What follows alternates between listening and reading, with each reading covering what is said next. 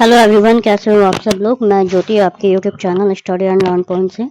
तो आज हम करने वाले हैं हमारा फैक्ट्री एक्ट का पार्ट नंबर 2 चैप्टर नंबर 4 से। इससे पहले का वीडियो मैं बना चुकी हूँ। अगर आपने वो नहीं देखा है तो आप इसकी प्लेलिस्ट बनी हुई है, वहाँ पर आप जाकर देख सकते हो, जिसमें मैंने इस टाइप का PYQ एनालिसिस के साथ bare act line by line करवाया है। ठीक है, मेरा इस वीडियो को बनाने का कोई इंटेंशन नहीं था, क्योंकि मुझे रिस्पॉन्स अच्छे नहीं मिले थे। बट जो मेरे पेड ग्रुप के स्टूडेंट है, जैसे वंश खत्री, उन्होंने बोला कि मैम आप इसका पार्ट सेकंड भी बना दो, क्योंकि मुझे यूट्यूब पे किसी और का समझ में नहीं आ रहा। तब मैं इसका पार्ट सेकंड लेके आ रही हूँ। तो आई होप अगर आपको वीडियो ये अच्छा लगे तो इसको लाइक शेयर सब्सक्राइब करना जरूर करना। ठीक है, अब देखो हम देखते हैं हमारा फैक्ट्री एक्ट का सेक्शन नंबर 21, क्योंकि 20 तक तो ऑलरेडी करवा चुकी हूँ। Fencing of machinery. Fencing of machinery क्या कहलाता है?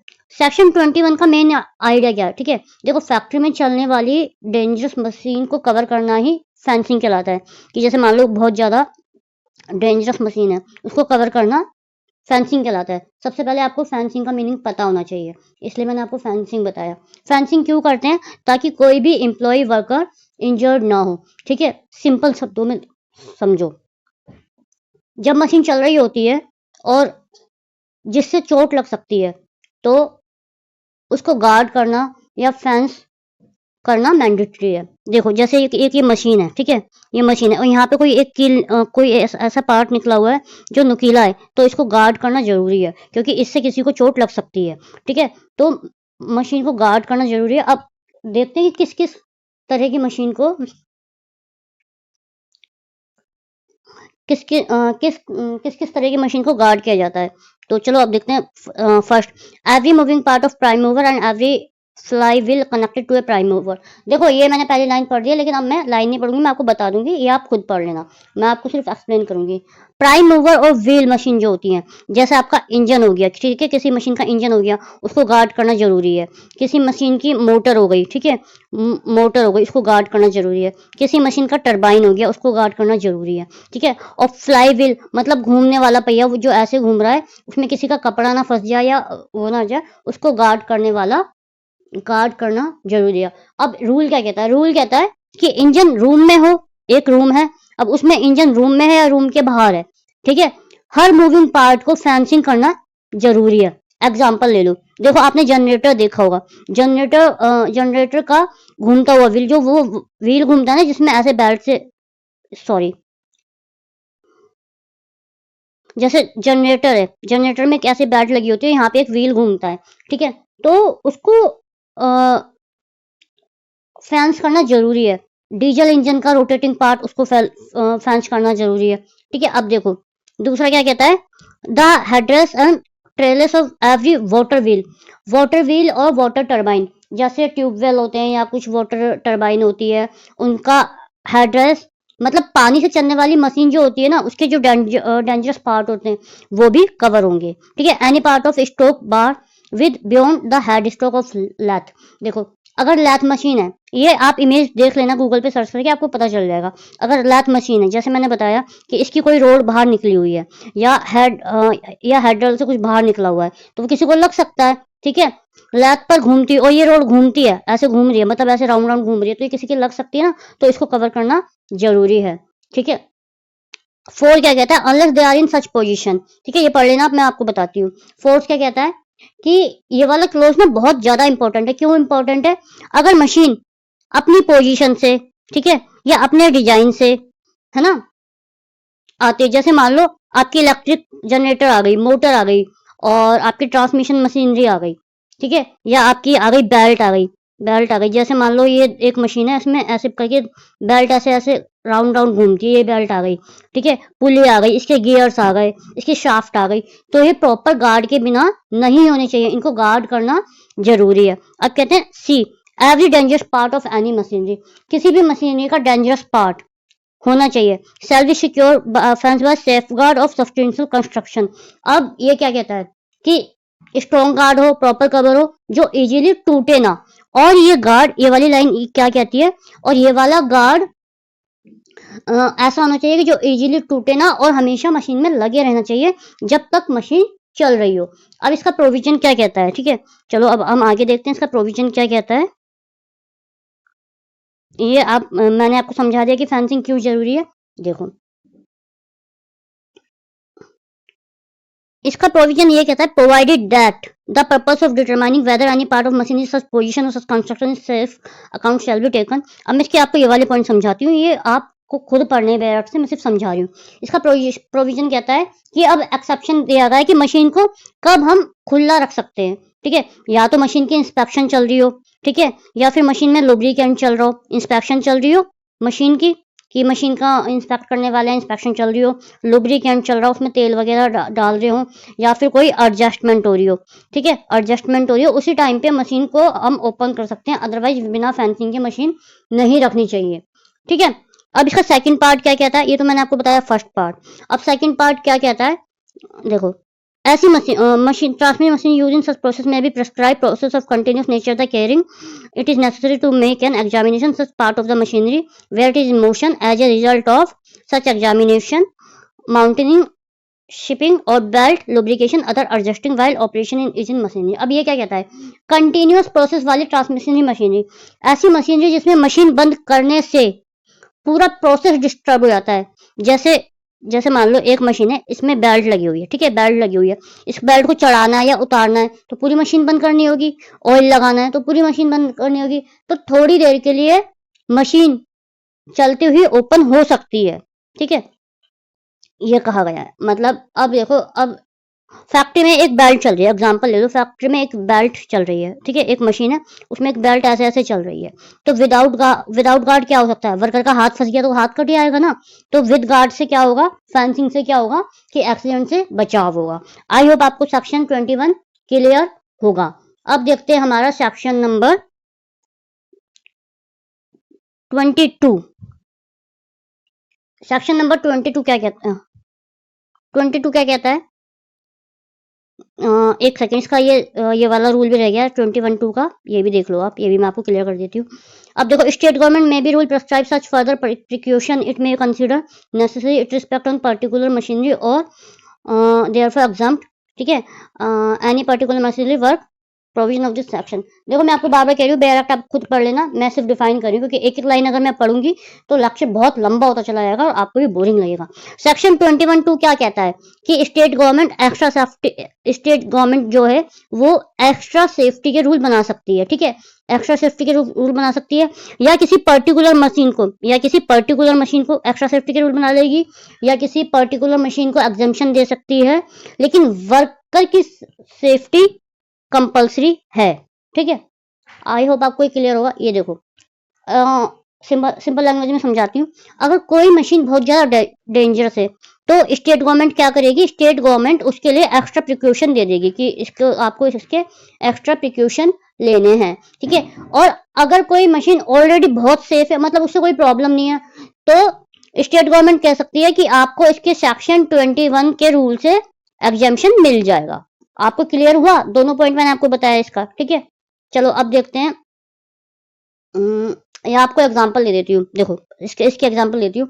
स्टेट बोलती कि इस टाइप के प्रेशर पर अगर कोई प्रेशर मशीन है, ठीक है, प्रेशर मशीन है, तो स्टेट गवर्नमेंट कहती है कि इस पर डबल फेंसिंग होनी चाहिए, मतलब डबल गार्ड होना चाहिए। और कोई न्यू टेक्नोलॉजी वाली मशीन आ जाती है तो गवर्नमेंट कहती है कि इसमें तो ऑलरेडी फेंसिंग लगी हुई है, तो इससे आपको छूट मिल सकती है क्योंकि ये ऑलरेडी फुली सेफ है। ठीक है, अब देखते हैं हमारा सेक्शन नंबर 22, वर्क ऑन और नियर मशीनरी इन मोशन। देखो मैं बहुत स्पीड से पढ़ा रही हूँ, आपको लग रहा होगा क्योंकि एक्ट बहुत बड़ा है और DSSB का एग्जाम भी पास है, तो इसलिए मैं बहुत जल्दी जल्दी पढ़ा रही हूँ। ठीक है, चलो, वर्क ऑन नियर और मशीनरी इन मोशन। अब ये मशीन पर चलती हुई मशीन पर काम करना नॉर्मली मना होता है। ठीक है, किसी फैक्ट्री है, ठीक है, उस पर चलती हुई मशीन पर काम करना नॉर्मली मना होता है। कब मना होता है, जब उसका लुब्रिकेशन हो रहा हो या अदर एडजस्टिंग ऑपरेशन हो रहा हो। ठीक है, देखो जैसे इंस्पेक्शन हो रहा है, ऑयल लगा रहे हैं, एडजस्टमेंट कर रहे हैं, बेल्ट चढ़ा रहे हैं, तो उस पर काम नहीं होगा। ठीक है, अब देखते हैं, और इसमें क्या कहा गया है, इसकी जो बेल्ट होनी चाहिए ना, उसकी विड्थ 15 सेंटीमीटर से ज्यादा की नहीं होना चाहिए। अब इस पे काम कौन कर सकता है, वर्क ऑन नियरी मशीन, उस पे मशीन पे कौन काम कर सकता है, चलो देखते हैं आगे।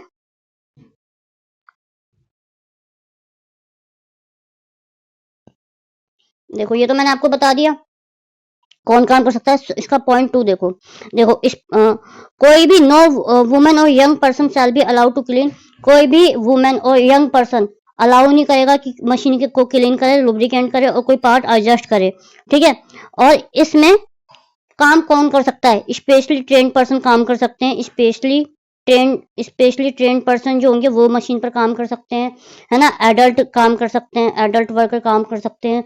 और टाइट फिटिंग क्लॉथ पहन कर काम कर सकते हैं, टाइट फिटिंग क्लॉथ पहन के काम कर सकते हैं, ठीक है। ये है आपके सेक्शन में इसके सेक्शन 22 के रूल है। ये मैंने आपको पूरा समझा दिया। बेल्ट कितने की नहीं होनी चाहिए, क्वेश्चन बन सकता है, ठीक है। सिक्योर फुट होल्ड होना चाहिए और सिक्योर हैंड होल्ड होना चाहिए, मतलब हाथ रखने की सिक्योर जगह होनी चाहिए और पैर रखने की सिक्योर जगह होनी चाहिए। ये भी आपका बन सकता है ऑपरेटर के लिए। कोई वुमेन और यंग पर्सन अलाउ काम नहीं करेगा।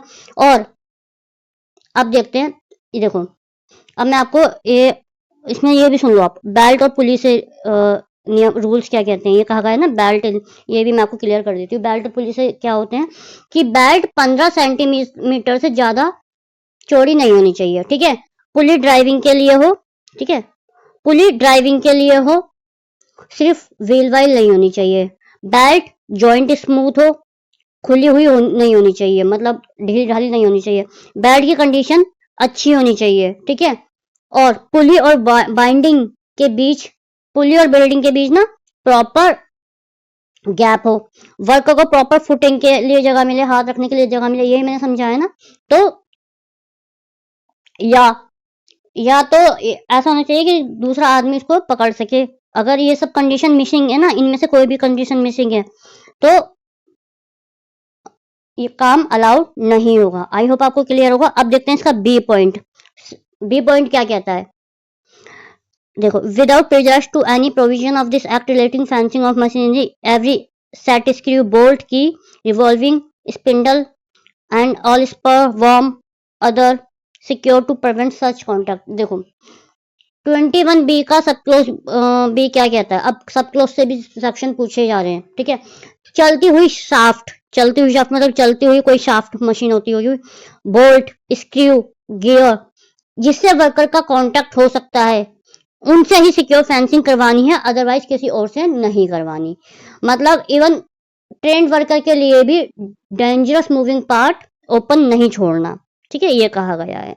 अब ये मैंने आपको ये बता दिया क्लोज टू 22 का 2 कि कभी भी वुमेन या यंग पर्सन चलती हुई मशीन पर सफाई, लुब्रिकेंट, ऑयल लगाना, पार्ट को एडजस्ट करना नहीं करेंगे, ठीक है, अलाउड नहीं है। अब देखते हैं इसका 22 का 3 स्टेट गवर्नमेंट क्या कहती है। 22 का 3 स्टेट गवर्नमेंट क्या कहती है। स्टेट गवर्नमेंट चाहे तो देखो किसी भी फैक्ट्री या फैक्ट्री कैटेगरी में किसी भी पर्सन के लिए चलती हुई मशीन पर काम करना बैन कर सकती है, ठीक है। देखो अब मैं आपको बताती हूँ, एग्जाम्पल लो आप। केमिकल फैक्ट्री में, एक केमिकल फैक्ट्री है, ठीक है, एक केमिकल फैक्ट्री है और स्टेट गवर्नमेंट ने कह दिया कि केमिकल फैक्ट्री में अगर चलती हुई मशीन पर कोई भी एडजस्टमेंट अलाउ नहीं है, तो स्टेट गवर्नमेंट प्रोहिबिट कर सकती है कि किसी भी पर्सन को कि आप चलती हुई मशीन पर काम नहीं करोगे। तो ये आपको याद रखना है। अब देखो, अब आपको मैं क्विक समरी बता देती हूँ। क्विक समरी पे मैंने क्या, क्विक समरी में सेक्शन 21 और 2 की क्विक समरी सुन लो। अब 21 में क्या बताया था कि स्टेट गवर्नमेंट एक्स्ट्रा सेफ्टी के रूल या एग्जाम्पशन दे सकती है, वो मैंने आपको बताया था। सेक्शन 22 में चलती मशीन पर काम करना नॉर्मली मना है, सिर्फ ट्रेंड मेल वर्कर को परमिशन होती है। वुमेन और यंग पर्सन के लिए भी कम्प्लीटली बैन है और स्टेट गवर्नमेंट चाहे तो टोटल बैन भी लगा सकती है। तो ये आपके 2 सेक्शन मैंने करवा दिए हैं। अब देखते हैं हमारा सेक्शन नंबर 23, 24 एंड 25। 23 क्या कहता है, employment of young person on dangerous machine, ठीक है। अब इसमें ये कहता है सेक्शन 23 का एक सिंपल रूल है। सेक्शन 23 का सिंपल रूल है कि young person usually below 18 year, ठीक है, बिलो 18 ईयर, ये आपको ध्यान रखना है, बिलो 18 ईयर डेंजरस मशीन पर काम करना अलाउड नहीं है, ठीक है। ये no young person shall be required और allowed to work any machine with this section unless he fully instructed to danger arises in connection with the machine and precaution to be observe. कब तक काम नहीं करेगा वो, देखो young person को danger machine पर काम करना नॉर्मली अलाउड होता ही नहीं है, लेकिन अगर प्रॉपर सेफ्टी रूल उसे दिए गए, प्रॉपर सेफ्टी रूल दिए गए हैं एम्प्लॉयर की तरफ से, तब वो काम कर सकता है। ठीक है, अब हम इसकी देख लेते हैं कंडीशंस क्या कहती हैं। कंडीशन कहती हैं, पहली कंडीशन क्या कहती है, has receive sufficient training in work in the machine. उसे मशीन को कैसे हैंडल करना है, मशीन के डेंजर को समझाया गया हो, क्या क्या रिस्क है क्या नहीं है क्लियर बताया गया हो, कि एग्जाम्पल इस मशीन के पास हाथ नहीं ले जाना, इमरजेंसी बटन यहाँ पर है, वो सब उसको ट्रेन किया गया, उसको पूरी नॉलेज हो। या फिर under educate supervision by a person, या फिर किसी सुपरवाइजर सुपरवाइजर हो ना, सुपरवाइजर है, उसको मशीन की फुल एक्सपीरियंस और नॉलेज होनी है, तो वो काम कर सकता है। आई होप सेक्शन 23 का ये वाला पार्ट भी आपको क्लियर होगा। बी, अब देखते हैं नेक्स्ट क्या कहता है। सेक्शन 23 का सब क्लॉज 2 क्या कहता है, ये कहता है कि स्टेट गवर्नमेंट डिसाइड करेगी कौन सी मशीन, स्टेट गवर्नमेंट डिसाइड करेगी कौन सी मशीन डेंजर है, ठीक है, कितनी डेंजर है, जहां पर यंग पर्सन को काम नहीं करने देना, ये कौन डिसाइड करेगा, स्टेट गवर्नमेंट। देखो आपको एक चीज बताती हूँ, फैक्ट्री एक्ट में मोस्टली ना जितने भी डिसीजन लिए गए हैं, जितने भी रूल्स इंप्लीमेंट बनाए गए हैं, वहां पर स्टेट गवर्नमेंट ही है, स्टेट गवर्नमेंट ही है मोस्टली 98%। सिर्फ 2% केस में सेंट्रल गवर्नमेंट आती है, वो मैं भूल गई हूँ किस में आती है। तो अगर एग्जाम में आता है इस फैक्ट्री से रिलेटेड और वहाँ पे स्टेट गवर्नमेंट का ऑप्शन दिया हुआ है, तो आप इसको टिक कर सकते हो। मैं सिर्फ इसी एक्ट पे बता रही हूँ, अदरवाइज मैं नहीं बताती हूँ कि आप ऐसे करो या वैसे करो। ठीक है, अब सेक्शन 20 ये आपको समझ में आ गया कि स्टेट गवर्नमेंट डिसाइड करेगी, ठीक है, कि कितनी डेंजर है कितनी नहीं है, ये आपको मैंने क्लियर कर दिया है। अब देखते हैं section 24 striking gear and device for cutting of power. देखो अब ये देखते हैं स्ट्राइकिंग गियर क्या होता है। स्ट्राइकिंग गियर क्या होता है, मशीन की बेल्ट को फास्ट पुली से लूज पुली पर शिफ्ट करने का डिवाइस होता है। देखो ये मशीन की बेल्ट है, इसे मशीन की बेल्ट को ये फास्ट चल रही है, फास्ट से लूज पुली पर शिफ्ट करना स्ट्राइकिंग गियर होता है। ठीक है, देखो हर अब इसका रूल क्या कहता है, इस वाले सेक्शन का रूल क्या कहता है, कि ये मैंने आपको बता दिया स्ट्राइकिंग गियर का क्या मीनिंग होता है, provided maintain use to belt from fast to loose pulley. ठीक है, अब ये कहता है कि जब बेल्ट यूज में ना हो, ठीक है, और मोशन में ना हो, तो ठीक है, चल जब बेल्ट यूज में ना हो, वो चलती शाफ्ट पर रेस्ट नहीं करनी चाहिए, क्योंकि चलती शाफ्ट पर बेल्ट का लटकाना, देखो मशीन ऐसे चल रही है और आपने यहाँ पे बेल्ट ऐसे लटका दी, तो भाई किसी का एक्सीडेंट रिस्क भी हो सकता है, ये किसी की आंख में भी लग सकती है जाके, तो यहाँ पे नहीं लटकाना चलती मशीन पे। ठीक है, अब आपको समझ में आ गया। अब इसका एक सब क्लोज एक एग्जांपल देती हूँ। देखो अगर मशीन को बंद करना है ना आपको, तो बेल्ट सेफली लूज पुली पर शिफ्ट हो जाए। ठीक है, ये आपको ध्यान रखना है। अब देखो देखो इतना डीपली तो किसी ने नहीं पढ़ाया होगा, क्योंकि सब ऊपर ऊपर से बता देते हैं, पर मैं बहुत डीपली पढ़ा रही हूँ, तो ये रिस्पॉन्सिबिलिटी आपकी बनती है कि आप इस वीडियो को ज़्यादा से ज़्यादा शेयर और लाइक और कमेंट जरूर करें। अब देखते हैं 24 का sub clause 2 in every factory suitable devices for cutting power of in emergency for running machinery shall be provided maintain in every workman. देखो हर वर्क रूम में इमरजेंसी पावर ऑफ होना चाहिए। ठीक है, हर फैक्ट्री में हर वर्क रूम में emergency power of device होना चाहिए, ताकि एक्सीडेंट के टाइम पे मशीन इमीडिएटली बंद हो सके। इमरजेंसी स्टॉप बटन बोलते हैं इसे। ठीक है, इमरजेंसी स्टॉप बटन होना चाहिए और मैन स्विच होना चाहिए। और अब ये देखो प्रोवाइडेड दैट, अब ये इस पे आ जाओ, in respect of factory in operation before the commencement of this act the provision of this apply only to workroom which electricity is used as a power. अब ये इसका एग्जाम्पशन क्या है, इसका एग्जाम्पशन ये है कि ओल्ड फैक्ट्री, जब मतलब एक्ट बनने से पहले जो की फैक्ट्री है, ये रूल सिर्फ उन रूम पर लगेगा जहां इलेक्ट्रिसिटी यूज होती है। ठीक है, आपको ये क्लियर है। अब देखते हैं 24 का 3 when a device which can be inadvertently shift from off to on position is provided factory to cut off power। ठीक है, ये पढ़ लेना, मैं बताती हूँ क्या कह रहा है। देखो अगर पावर ऑफ डिवाइस गलती से ऑफ से ऑन हो सकता है, तो उसको लॉक करने का मैनेजमेंट भी होना चाहिए। ठीक है, एग्जाम्पल मेंटेनेंस के टाइम लॉक लगाया जाए, ताकि मशीन गलती से स्टार्ट ना हो। ठीक है, आई होप आपको ये क्लियर है पॉइंट। चलो अब देखते हैं हमारा सेल्फ एक्टिंग मशीन क्या होती हैं। ठीक है, सेल्फ एक्टिंग मशीन ऐसी मशीन जो ऑटोमेटिकली आगे पीछे मूव करती हैं। ठीक है, ऑटोमेटिकली अपने आप चलती हैं, बिना किसी वर्कर के कंट्रोल के चलती हैं। ठीक है, और इसका एग्जांपल ले लो, ऑटोमेटिक कटिंग मशीन हो गई या पैकिंग मशीन हो गई। अब ये क्या कहता है, इसका 25 का रूल क्या कहता है? 25 का रूल कहता है कि अगर सेल्फ एक्टिंग मशीन का मूविंग पार्ट उस जगह से गुजरता है जहां से लोग चल सकते हैं, तो वो जगह 45 सेंटीमीटर के डिस्टेंस से अंदर नहीं होनी चाहिए, ताकि वहां पे किसी वर्कर का हाथ ना आ जाए, किसी का एक्सीडेंट ना हो जाए। ये आपको समझ में आ गया? ठीक है। और इसका रूल क्या है? 45 सेंटीमीटर। ये याद रखना है कि 45 सेंटीमीटर के डिस्टेंस होना चाहिए। और उसका एग्जाम्पशन क्या है? एग्जाम्पशन क्या है? मशीन एक्ट से पहले लगाई गई है और रूल फॉलो नहीं करती। अब इसका एग्जाम्पशन देखते हैं। अगर मशीन इस एक्ट के पहले से लगाई गई है और रूल फॉलो नहीं करती, तो चीफ इंस्पेक्टर की, ये नोट डाउन कर लेना, चीफ इंस्पेक्टर की स्पेशल कंडीशन के साथ साथ उस मशीन को चलाने की परमिशन देगा। तो यहाँ पे परमिशन कौन देगा? Chief inspector. ये क्वेश्चन आ सकता है कि अगर कोई किसी मशीन में कोई मशीन एक्ट से पहले की लगी हुई है और वो सेल्फ एक्टिंग मशीन नहीं है, तो वो चल सकती है या नहीं? अगर चल सकती है तो उसके लिए परमिशन कौन देता है? चीफ इंस्पेक्टर देता है, विद स्पेशल कंडीशन के साथ। ठीक है, आपको समझ में आ गया? अब देखते हैं सेक्शन नंबर 26। ये इसके मैं 2 पार्ट लाऊंगी, मैं कल तक ले आऊंगी, डेफिनेटली करवा दूंगी। 26, कास्टिंग ऑफ न्यू मशीनरी क्या होता है? कास्टिंग ऑफ न्यू मशीनरी क्या होता है कि जब भी न्यू मशीन पावर से चलती है, ठीक है, जब भी कोई न्यू मशीन पावर से चलती है, तो फैक्ट्री एक्ट के बाद में लगाई गई है और उसके, देखो, ये देखो, in all machine driven by power, कोई मशीन लाइट से चल रही है और फैक्ट्री एक्ट लागू होने के बाद लगाई गई है, ठीक है, तो उसमें क्या कहता है?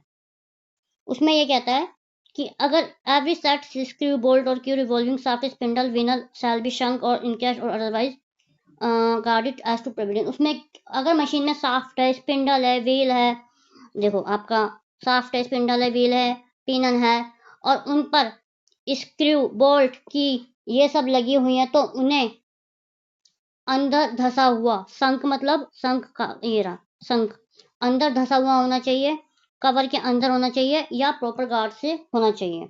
अब ये देखो एग्जांपल, जैसे देखो ये जैसे लैथ मशीन है, लैथ मशीन की पिक आप देख लेना गूगल पे।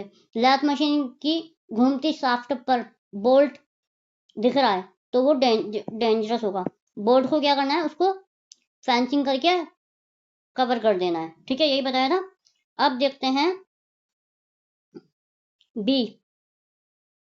देखो, जो गियर, स्पर, वार्म गियर, टूटेड या फ्रिक्शन गियर, चलती मशीन में बार बार एडजस्ट करने की जरूरत नहीं है। अगर कोई मशीन चल रही है, ऐसे चल रही है, तो इसमें बार बार एडजस्टमेंट मत करो, कभी लग जाए। ठीक है, और उसे पूरी तरह से कंप्लीट क्या करना है? एनकेज करना है। कंप्लीट एनकेज करना जरूरी है। सिर्फ एक एग्जाम्पशन होती है यहाँ पे। एक एग्जाम्पशन क्या होती है कि गियर ऐसी जगह लगाओ जो बिना कवर के भी बिल्कुल सेफ है। तो ये देख लो, ये पढ़ लेना, मैंने ये समझा दिया। अब देखते हैं टू में क्या कह रहा है? सेलर और सप्लाई की जिम्मेदारी होती है। देखो, whoever sell or let hire, agent of seller hire cause or request to be sell let on hire, पढ़ लेना, ये मैं बता देती हूँ। देखो 26 टू में क्या कहता है? ये बहुत इंपॉर्टेंट सेक्शन है। देखो, अगर कोई अनसेफ मशीन बेच देता है, ठीक है, कोई एक अनसेफ मशीन बेच देता है, या रेंट पर देता है, ठीक है, या रेंट पर दे रहा है, या बेचने में मदद करता है, तो उसे सेक्शन 26 के रूल फॉलो करने होंगे। और अगर वो 26 के रूल फॉलो नहीं करता तो पनिशमेंट होगी। पनिशमेंट क्या होती है? पनिशमेंट भी सुन लो, अप टू 3 मंथ होती है। 3 मंथ होती है, जो 5 महीने तक, ठीक है, 3 मंथ होती है। और जिसमें फाइन कितना होता है? 500 रुपये तक हो सकता है, या फिर दोनों हो सकते हैं। तो मतलब क्या कह रहा है कि अगर कोई मशीन बेच रहा है तो उसमें जिम्मेदारी किसकी होगी? सेलर और सप्लायर की होगी। क्योंकि देखो, सिर्फ फैक्ट्री ओनर ही नहीं, मशीन सप्लायर भी जिम्मेदार होगा इसके लिए। ठीक है, और इसका सेक्शन 3 क्या कहता है? State government make rule specify further safeguard to provide in respect of any dangerous part of any particular machine. State government क्या कहती है? किसी पर्टिकुलर मशीन के लिए या किसी क्लास ऑफ मशीन के लिए एक्स्ट्रा सेफ्टी बना सकती है। ठीक है, चलो अब देखते हैं सेक्शन नंबर 27। सेक्शन नंबर 27 क्या कहता है? Provision of employment women and children near cotton opener. देखो, कॉटन ओपनर क्या होता है? कॉटन ओपनर एक मशीन होती है जहाँ पे ऐसे रॉ मटेरियल डाला जाता है और वो रो कॉटन को खोलती है, साफ सफाई करती है और बहुत ज्यादा डेंजरस होती है, उसके मूविंग पार्ट भी होते हैं। तो यहाँ पे ना कॉटन मशीन के पास वुमेन का और चिल्ड्रन का जाना मना होता है। ठीक है, इसका सेक्शन 27 का मेन रूल क्या कहता है, जब कोपन के नहीं सॉरी जब कॉटन ओपनर चल रहा होता है तो उस रूम में वुमेन और चिल्ड्रन काम नहीं कर सकते, ये कंप्लीटेड प्रोहिबिटेड है। ठीक है, रीजन क्या है, कॉटन डस्ट होती है, फास्ट मूविंग पार्ट होता है, सीरियस इंजरी का रिस्क होता है, और कब अलाउ होता है, एग्जाम्पशन भी देखो, इसका एग्जाम्पशन क्या कहता है, प्रोवाइडेड दैट प्रोवाइडेड दैट इसमें एग्जाम्पशन क्या होता है, प्रोवाइडेड दैट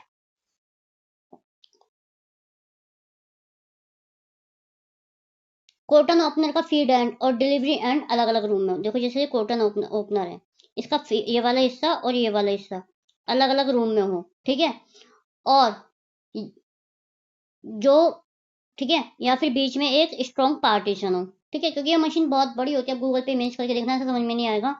तब वुमेन और चिल्ड्रन सिर्फ फीड एंड वाली साइड पर काम कर सकते हैं। कहाँ पे कर सकते हैं, सिर्फ फीड एंड वाली। ये क्वेश्चन पूछा गया था एक पेपर में, तो देखो इतना डीपली भी पूछे जा रहे हैं। ठीक है, एक सिंपल सा एग्जांपल समझाती हूँ। जो मशीन होती है ना, देखो मशीन जो होती है वो कॉटन अंदर लेती है, वो होता है फीड एंड, और दूसरी साइड से बाहर निकालती है, वो होता है डिलीवरी एंड। ठीक है, डिलीवरी एंड हो गया। तो डिलीवरी एंड साइड पर ठीक है बिल्कुल भी अलाउ नहीं होते हैं। ठीक है, चलो अब देखते हैं हम, हमारा नेक्स्ट सेक्शन कौन सा आता है, 28 होस्ट और लिफ्ट। देखो अब सबसे पहले आपको ये पता होना चाहिए कि होस्ट और लिफ्ट क्या होता है। ठीक है, देखो होस्ट और लिफ्ट वो होता है जिससे सामान को ऊपर लाते ले जाते हैं, ये तो पता ही होगा। ठीक है, कैसी होनी चाहिए, गुड मैकेनिकल कंस्ट्रक्शन होना चाहिए उसका उसका ठीक है, एडिक्वेट स्ट्रेंथ होनी चाहिए उसकी।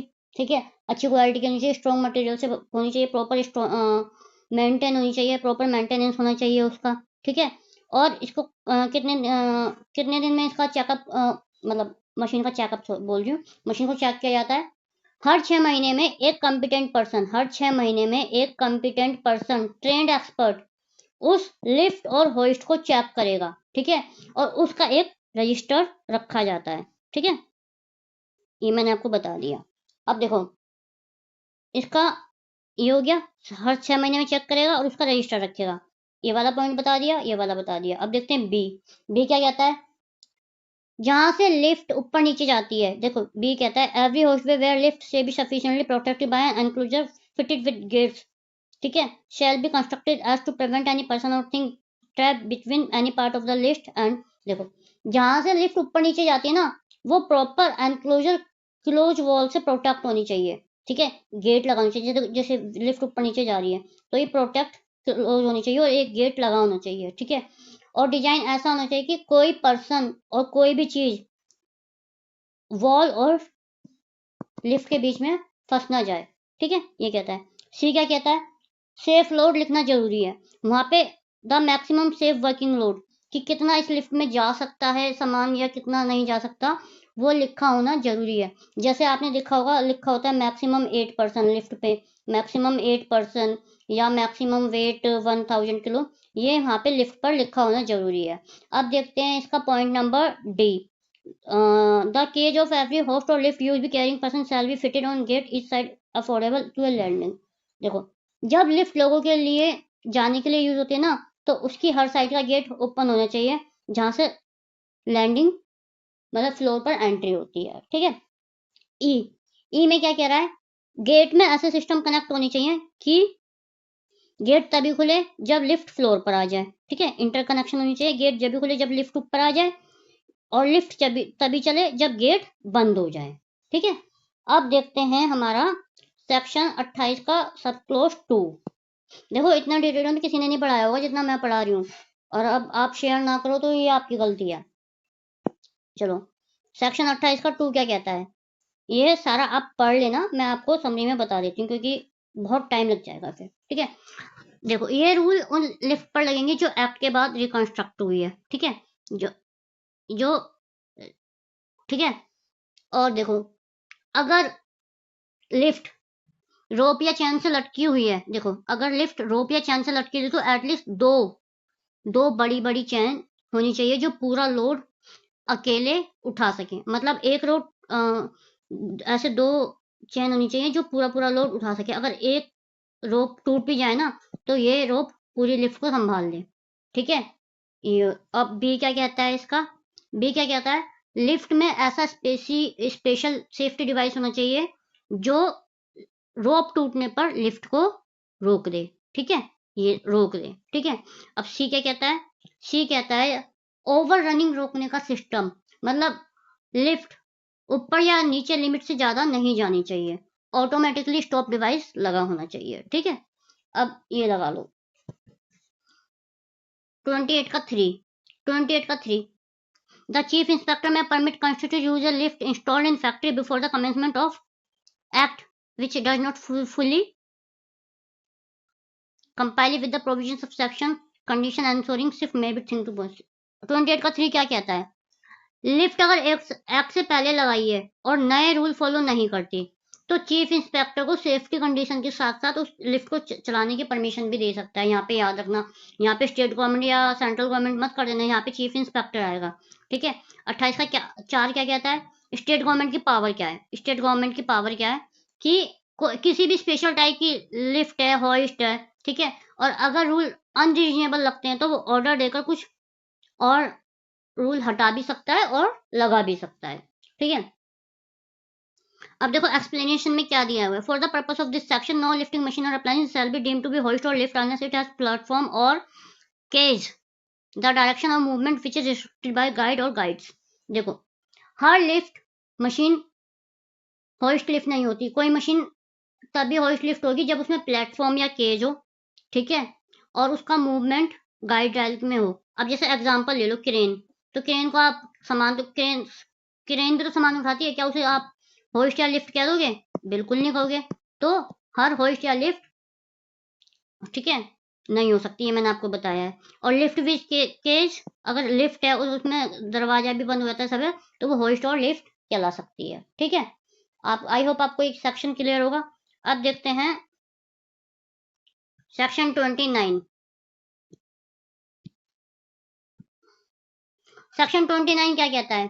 सबसे पहले समझो सेक्शन 29 किस चीज पर एप्लीकेबल होता है? Lifting machinery, chain and lifting tackle. देखो ये सेक्शन होइस्ट और लिफ्ट को छोड़कर बाकी सब लिफ्टिंग मशीन पर एप्लीकेबल होता है। ठीक है? यहाँ पे होइस्ट और लिफ्ट एप्लीकेबल नहीं है। सेक्शन 29 में पूछ सकते हैं कि होइस्ट और लिफ्ट किस सेक्शन में एप्लीकेबल नहीं है, वो 29 में नहीं है। तो किस किस पर एप्लीकेबल है ये? देखो आपका हो गया, मैं आपको एग्जांपल देती हूँ। जैसे क्रेन हो गया, क्रेन पे एप्लीकेबल, पुल्ली, चेन, रोप, हुक, स्लिंग, ये चीजें इंसान को जो ऊपर नीचे करती है ना, या सामान को ऊपर नीचे लाती हैं, वो सब सेक्शन 29 के अंडर आती हैं, वो लिफ्ट नहीं मानी जाती हैं। ठीक है? अब देखते हैं सेक्शन 29 का 1 क्लोज क्या कहता है। फैक्ट्री में यूज होने वाली हर लिफ्टिंग मशीन और उसके पार्ट सेफ होनी चाहिए। ठीक है? इसका मतलब मशीन स्ट्रांग होनी चाहिए। ठीक है? अच्छे मटेरियल से बनी होनी चाहिए। ठीक है? और प्रॉपरली मेंटेन होनी चाहिए। ठीक है? ये सब कहता है। अब देखते हैं नेक्स्ट सेक्शन क्या कहता है। थर्ड क्या कहता है? थर्ड कहता है प्रॉपर मेंटेनेंस होनी चाहिए, एग्जामिन होनी चाहिए कॉम्पिटेंट पर्सन से। कब तक होनी चाहिए? Every period of 12 month. 12 month में एग्जामिन होनी चाहिए। ठीक है? ये कहता है। और इसके लिए कौन रूल बना सकता है? इसके लिए बना सकती है स्टेट गवर्नमेंट। यही इसका इसमें दिया गया है और कुछ इसमें नहीं दिया गया। आपका ये सेक्शन भी कंप्लीट होता है। अब देखो सेक्शन नंबर 30। सेक्शन नंबर 30 क्या कहता है? सेक्शन नंबर 30 कहता है रिवॉल्विंग मशीनरी। रिवॉल्विंग मशीनरी क्या होती है? देखो जहां मशीन घूमती है, ठीक है, जहां मशीन घूमती है वो रिवॉल्विंग मशीन होती है। उन्हें सेफ स्पीड पर ही चलाना चाहिए। ठीक है? जहाँ पे ये रिवॉल्विंग मशीन होती है उन्हें सेफ स्पीड पर चलाना चाहिए। और मशीन ज़्यादा तेज घूमती है तो एक्सीडेंट का रिस्क होता है। अब इसका सबसेक्शन 1 देख लेते हैं। 1 में क्या कहता है कि जिस फैक्ट्री में ग्राइंडिंग का काम होता हो, ग्राइंडिंग का काम हो रहा है, ठीक है, और आपका तो उस हर मशीन के पास, रिवॉल्विंग मशीन के पास एक नोटिस लगाना चाहिए, ठीक है। और नोटिस में क्या क्या लिखा होना चाहिए कि मैक्सिमम सेफ स्पीड क्या है, शाफ्ट स्पिंडल की स्पीड क्या है, ठीक है। ये देखो सेफ स्पीड क्या है, स्पिंडल की स्पीड क्या है, और पुली का डायमीटर क्या है, ये सब नोटिस में होना चाहिए, ठीक है। ये मैंने आपको पहले का समझाया है, ठीक है। देखो सेफ स्पिंडल नोटिस ये सब इसमें लिखा होना चाहिए रिवॉल्विंग मशीन के पास। सबसेक्शन 2 क्या कहता है इसका, speed indicating notice under subsection shall not be exceed. ये जो स्पीड नोटिस में लिखी हो ना, कि मशीन में लिखा हो कि इस स्पीड से ज्यादा नहीं चलानी, तो उस स्पीड से ज्यादा नहीं चलानी मशीन। सबसेक्शन 3 क्या कहता है, बाकी जो घूमने वाली मशीन होती है, जैसा आपका हो गया, ठीक है, जैसे आपका हो गया रिवॉल्विंग रिवॉल्विंग व्हील हो गया, हाँ, और रिवॉल्विंग वेसल हो गया, केज हो गया, बास्केट हो गया, फ्लाई व्हील हो गया, पुली हो गया, डिस्क हो गया, ये सब घूमने वाली होती हैं। फैक्ट्री को इनके लिए इफेक्टिव मेजर लेने होंगे ताकि इनकी सेफ स्पीड बढ़ाई जा सके, ठीक है। चलो अब देखते हैं हमारा नेक्स्ट सेक्शन। नेक्स्ट सेक्शन में ऐसा कुछ नहीं है, प्रेशर प्लांट में ऐसा कुछ नहीं है, इसे छोड़ दो। अब आते हैं सेक्शन नंबर 32 पे। सेक्शन नंबर 32 पे आते हैं, floor stair and mean of access. देखो सेक्शन 32 का सिंपल है कि फैक्ट्री के अंदर चढ़ने और उतरने के लिए रास्ते सेफ होनी चाहिए, जैसे फ्लोर, स्टेयर, पैसेज, ये सब सेफ होनी चाहिए, ठीक है। अब ये क्या कहते हैं, ये स्ट्रॉन्ग कंस्ट्रक्शन की होनी चाहिए, ठीक है। और ऐसे नहीं होनी चाहिए कि कोई भी फिसल के गिर जाए, और हैंडरेल होनी चाहिए पकड़ने के लिए, जहां जरूरी हो वहां हैंडरेल होनी चाहिए। और एग्जाम्पल इसमें क्या होना चाहिए, वहां पे कोई ऑयल गिरा हुआ ना हो फ्लोर पे, क्लीन फ्लोर हो और रेलिंग हो, ठीक है। अब बी क्या कहता है, सेफ मीन ऑफ एक्सेस। जहां भी वर्कर काम कर रहा है रीजनेबली, वो उसको वहां पे रास्ता ऐसा होना चाहिए कि वहां पे सेफली वो पहुंच जाए। प्रॉपर स्टेयर केस होना चाहिए, लेडर होना चाहिए, प्लेटफॉर्म होना चाहिए, टूटा हुआ लेडर अलाउड नहीं है, ठीक है।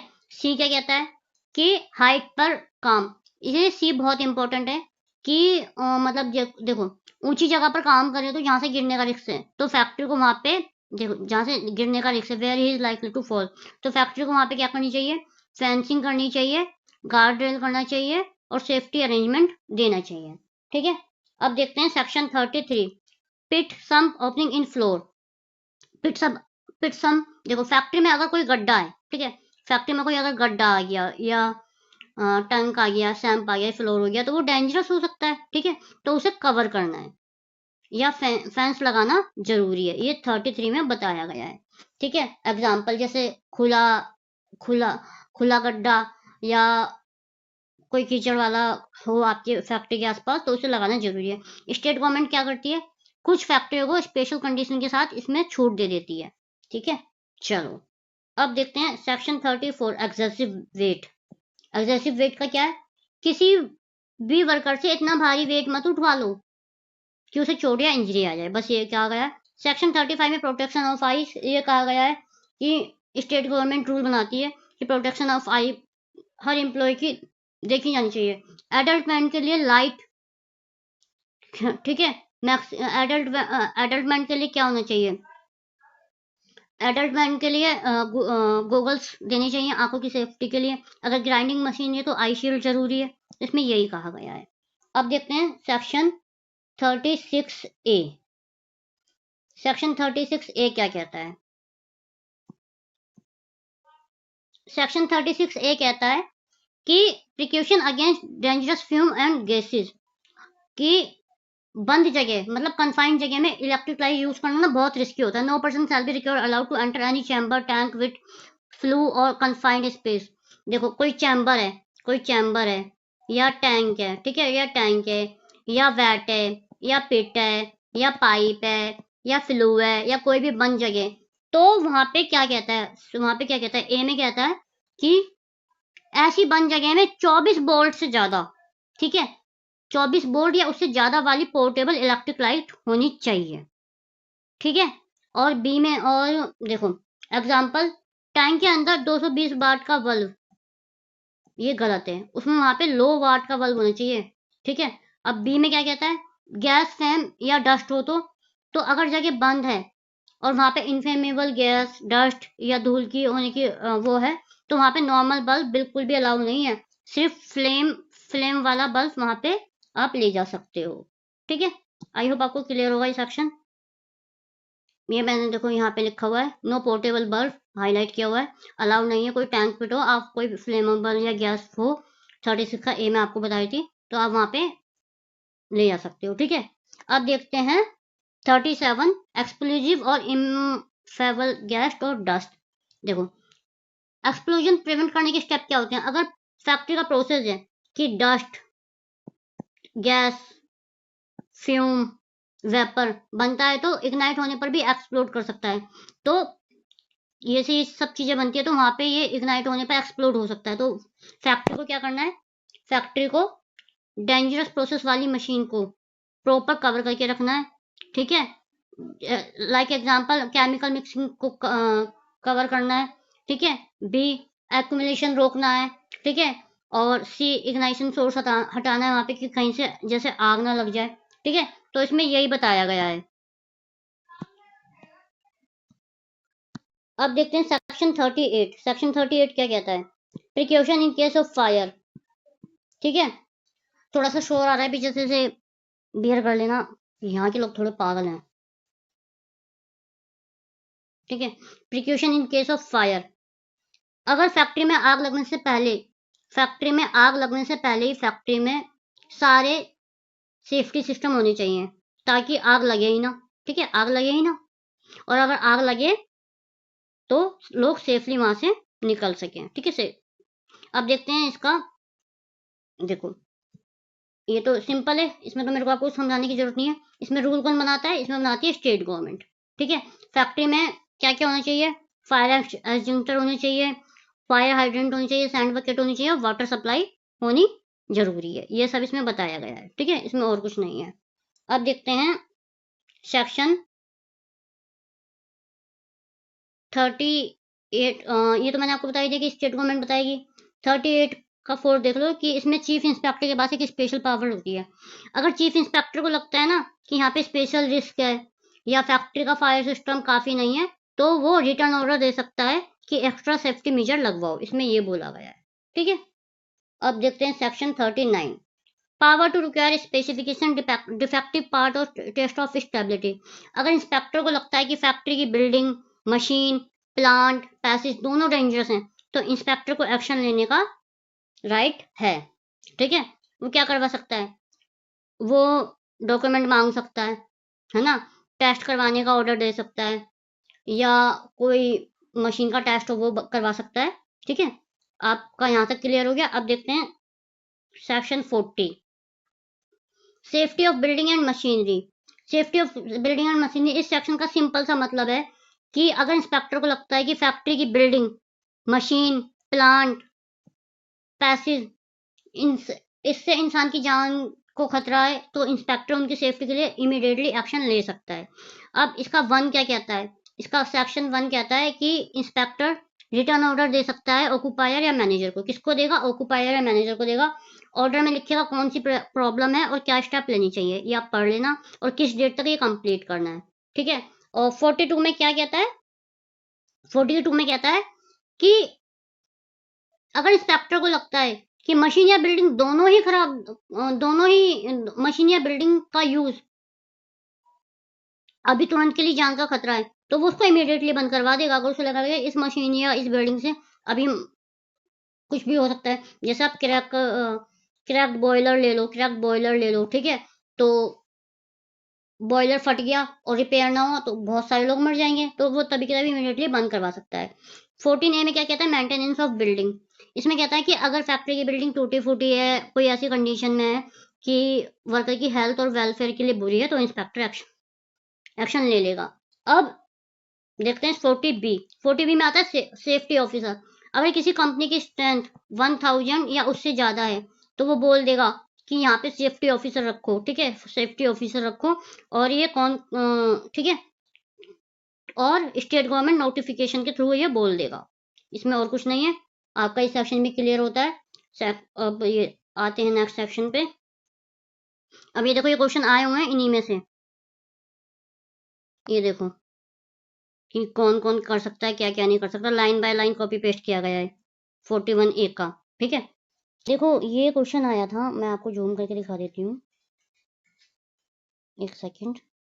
देखो ये क्वेश्चन एओ के एग्जाम में आया था 2023 में, ठीक है। तब इसमें क्या पूछा गया है, under the provision of factory act which one of the following statement relating to the appointment of chairman of the site appraisal committee. इसमें पूछा गया है कि साइट अप्रेजल कमेटी जो बनती है उसका जो होता है, ठीक है, चेयरमैन कौन अपॉइंट करता है या कौन होता है, ये पूछा गया है। तो ये क्वेश्चन देखो लाइन बाय लाइन पेस्ट किया गया है यहाँ से। ये देखो मैं छोटा करती हूँ इसे, अभी आपको शो हो जाएगा, एक सेकंड दो बस। ये देखो ये वाला जो पैराग्राफ आपको दिखाई दे रहा है ना, constitution of site appraisal committee, same ये वही क्वेश्चन देखो डायरेक्ट वहीं से उठा के दे दिया गया है, ठीक है। इसका आंसर है the chief inspector of the state who shall be chairman. चलो तो अब ये तो मैंने आपको दिखा दिया क्वेश्चन, अब मैं आपको समझाती हूँ ये कि चैप्टर 4A से हमें कैसे कवर करना है, क्या है क्या नहीं है। देखो फैक्ट्री एक्ट के चैप्टर 4A किस इंडस्ट्री पर एप्लीकेबल होता है, ये ठीक है, ये वहां पर एप्लीकेबल है जहां पर काम सिर्फ रिस्क ही नहीं बल्कि जानलेवा भी हो सकता है। जैसे आपका केमिकल गैस हो गई, ठीक है, केमिकल गैस हो गई, और ये आपका फर्टिलाइजर इंडस्ट्री हो गई। देखो आपका ये आता है section 41A constitution of site appraisal committee. Site appraisal committee कब बनी थी, और देखो यहाँ पे लिखा है चैप्टर 4A, यानी कि इसका मतलब है कि ये वाला चैप्टर अमेंडमेंट के थ्रू ऐड किया गया। अमेंडमेंट कौन सा अमेंडमेंट था, वो था 1987। देखो आपने एक सुना होगा कि एक भोपाल गैस ट्रेजिडी हुई थी जिसमें गैस लीक हो गई थी, तो बहुत सारे एम्प्लॉय मर गए थे और वहाँ के लोग भी मर गए थे। तो उसी के बाद ये चैप्टर 4A ऐड किया गया था कि अब हर फैक्ट्री में साइट अप्रेजल कमेटी बनेगी। अब देखो साइट अप्रेजल कमेटी कौन बनाता है, वो बनाती है स्टेट गवर्नमेंट, ठीक है, ठीक है। और इसका रोल क्या होता है, इसका रोल क्या होता है कि इसका रोल होता है फैक्ट्री की लोकेशन सेफ है या नहीं, फैक्ट्री की लोकेशन इनिशियल लोकेशन सेफ है या नहीं, और साइट अप्रेजल कमेटी में किन किन मेंबरों को अपॉइंट किया जाता है वो देखते हैं, ठीक है। और चलो अब ये देखते हैं कि एक चीफ इंस्पेक्टर होता है, ठीक है, जिसे जो कि होता है चेयरमैन, ठीक है। तो देखो ये क्वेश्चन पूछा गया है, स्टेट का चीफ इंस्पेक्टर इसका चेयरमैन होता है, ठीक है। और आगे देखते हैं, 14 मेंबर इसमें अपॉइंट किए जाते हैं, 14 मेंबर किए जाते हैं, वो करती है स्टेट गवर्नमेंट, ठीक है। स्टेट गवर्नमेंट करती है। अब 14 मेंबर कौन कौन से होते हैं, ये इनका कंपोजिशन है। देखो वाटर पॉल्यूशन की तरफ से एक रिप्रेजेंटेटिव होता है, ठीक है। एयर पॉल्यूशन की तरफ से सेंट्रल बोर्ड का एक रिप्रेजेंटेटिव होता है। तो ये कंपोजिशन तो आपको याद करना पड़ेगा। और स्टेट बोर्ड की तरफ से भी एक रिप्रेजेंटेटिव होता है, ठीक है, प्रिवेंशन एंड कंट्रोल पॉल्यूशन की तरफ से। और एयर पॉल्यूशन की तरफ से स्टेट बोर्ड में होता है। और एक रिप्रेजेंटेटिव होता है जो एनवायरनमेंट का स्पेशलिस्ट होता है, एक रिप्रेजेंटेटिव होता है जो मेट्रोलॉजिकल डिपार्टमेंट का होता है, एक रिप्रेजेंटेटिव होता है टाउन प्लानिंग डिपार्टमेंट, मतलब वो टाउन की प्लानिंग करता है, कैसा इंफ्रास्ट्रक्चर कैसा स्ट्रक्चर होगा कैसा नहीं होगा। और एक साइंटिस्ट होता है जिसे नॉलेज होती है हजार्डस प्रोसेस के बारे में, ठीक है। और एक रिप्रेजेंटेटिव लोकल अथॉरिटी का होता है, ठीक है। और not more than 3% as deem fit by state government, और 3 से ज़्यादा पर्सन स्टेट गवर्नमेंट की तरफ से होते हैं, ठीक है, 3 से ज़्यादा नहीं होने चाहिए।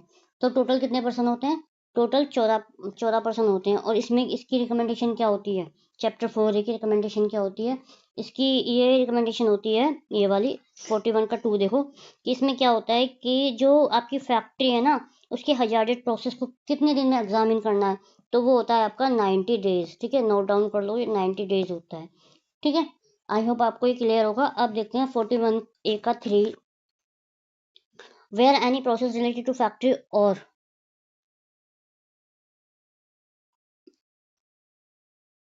controlled by central government or corporation company owned by central government, the state government corporate site appraisal committee nominated by central government as the member of that committee।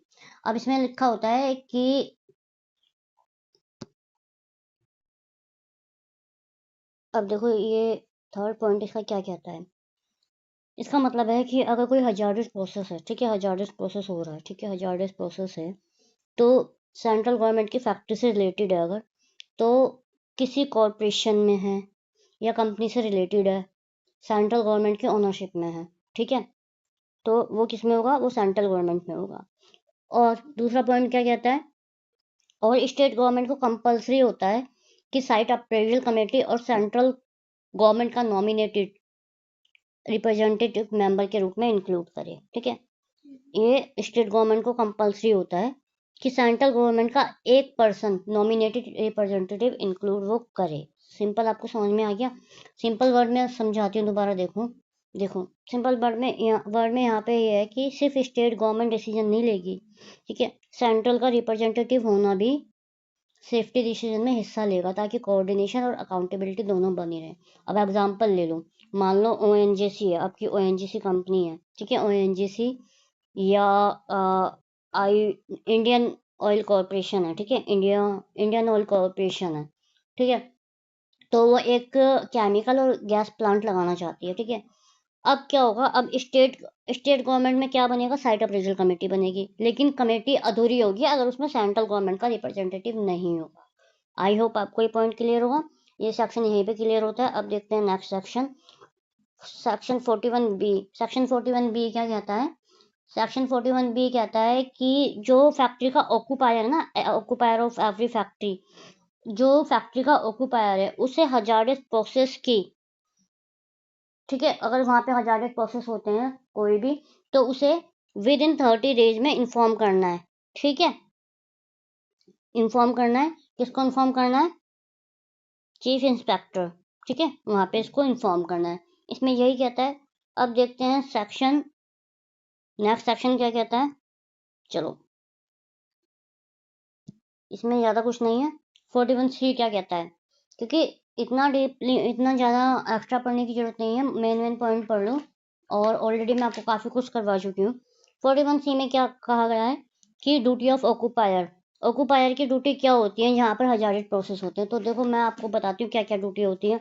एक तो होता है कि मेंटल हेल्थ रिकॉर्ड बनाना, ठीक है, employees का health record बनाना, क्या और वहाँ पे क्या केमिकल यूज हो रहा है उसका भी रिकॉर्ड बनाना, ठीक है, और एक पर्सन अपॉइंट करना, ठीक है, जिसके पास क्वालिफिकेशन हो, वर्क एक्सपीरियंस हो हजार्डेड प्रोसेस को हैंडल करने का, ठीक है, प्रोवाइडेड डेट, और उसमें क्या कहा गया है कि हर मेडिकल एग्जामिनेशन होगा हर वर्कर का, कितने टाइम में होगा, 12 मंथ में, ठीक है, हर 12 मंथ में हर वर्कर का मेडिकल एग्जामिनेशन होगा, इसमें ये बताया गया है। अब देखते हैं हमारा next section, section 41D, power of central government to appoint inquiry committee. Inquiry committee कौन अपॉइंट करता है, तो इंक्वायरी कमेटी जो अपॉइंट करता है वो हमारा करती है सेंट्रल गवर्नमेंट, ठीक है, सेंट्रल गवर्नमेंट ही हमारी इंक्वायरी कमेटी अपॉइंट करेगी। मान लो कोई मेजर एक्सीडेंट हो गया, तो उसके लिए कमेटी कौन अपॉइंट करेगा, सेंट्रल गवर्नमेंट करेगी वो, ठीक है, इंक्वायरी कमेटी बनाएगी कि उसकी इंक्वायरी करे। अब आता है 41E, इमरजेंसी स्टैंडर्ड। अगर कोई भी इमरजेंसी सिचुएशन में, ठीक है, इमरजेंसी सिचुएशन में central government temporary safety standard बना सकती है, ठीक है, इसमें यही कहा गया है। और चलो अब देखते हैं हमारा नेक्स्ट 41F। इसमें क्या कहा गया है कि permission limit of exposure of chemical. 41F में कहा गया है कि केमिकल एक्सपोजर का मैक्सिमम लिमिट फिक्स होता है। इसमें जो केमिकल वगैरह यूज होता है ना, उसमें मैक्सिमम लिमिट फिक्स होता है कि इससे ज़्यादा आप यूज़ नहीं कर सकते हो। अगर उससे ज़्यादा आप यूज़ करते हो ये एक ऑफेंस माना जाएगा। अब आता है 41G, worker participation in management. अब मैं आपको एक चीज़ बताऊँ इसमें, केमिकल सब्सटेंस वाले में, देखो केमिकल जो सब्सटेंस होता है ना, इसमें केमिकल सब्सटेंस को अगर केमिकल चेंज करना है किसी कंपनी में तो डिसीजन लेती है सेंट्रल गवर्नमेंट, ठीक है, और अगर कोई केमिकल ऐड करना है फैक्ट्री में तो डिसीजन लेगी स्टेट गवर्नमेंट। ये पॉइंट नोट डाउन कर लेना, ठीक है। और इसके जो रूल्स होते हैं ना वो कहाँ पे मेंशन होते हैं, केमिकल के अंडर 41 एंड 41G में मेंशन होते हैं, ठीक है। चलो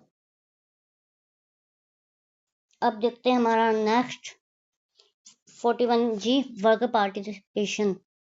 देखो वर्कर को इसमें क्या कहा गया है कि वर्कर को सेफ्टी कमेटी में रिप्रेजेंटेशन देना चाहिए और सेफ्टी डिसीजन में रोल भी देना चाहिए। इसमें the occupier shall in every factory is approach take place, ठीक है।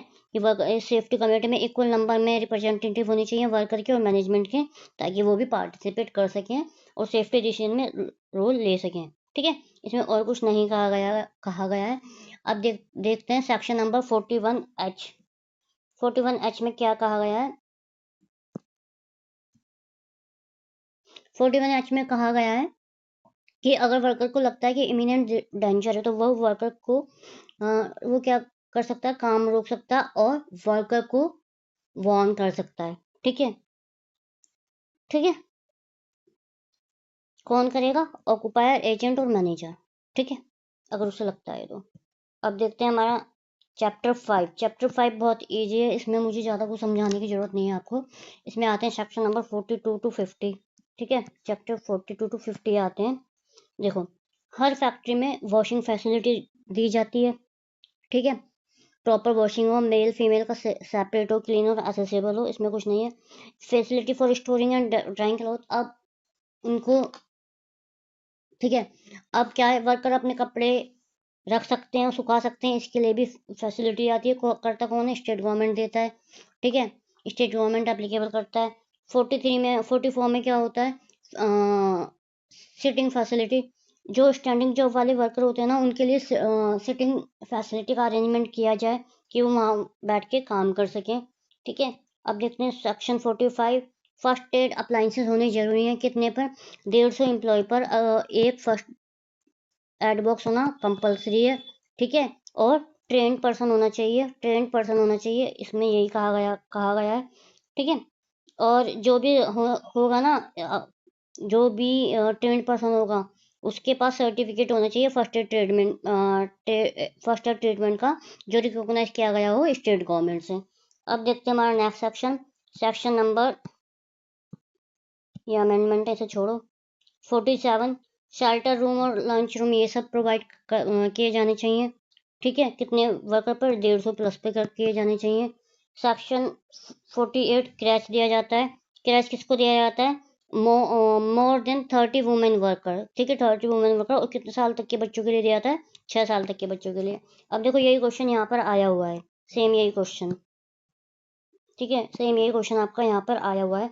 अब देखते हैं हमारा नेक्स्ट सेक्शन। नेक्स्ट सेक्शन क्या कहता है? Welfare officer. वेलफेयर ऑफिसर कब रखा जाता है? ठीक है, वेलफेयर ऑफिसर रखा जाता है 500 प्लस वर्कर पे, और 500 प्लस पर वेलफेयर रखा जाता है। और सेफ्टी ऑफिसर कितने पर रखा जाता है? 1000 पे, ठीक है। ये आपको याद रखना है। आपका ये चैप्टर भी यहाँ पे खत्म होता है। अब देखते हैं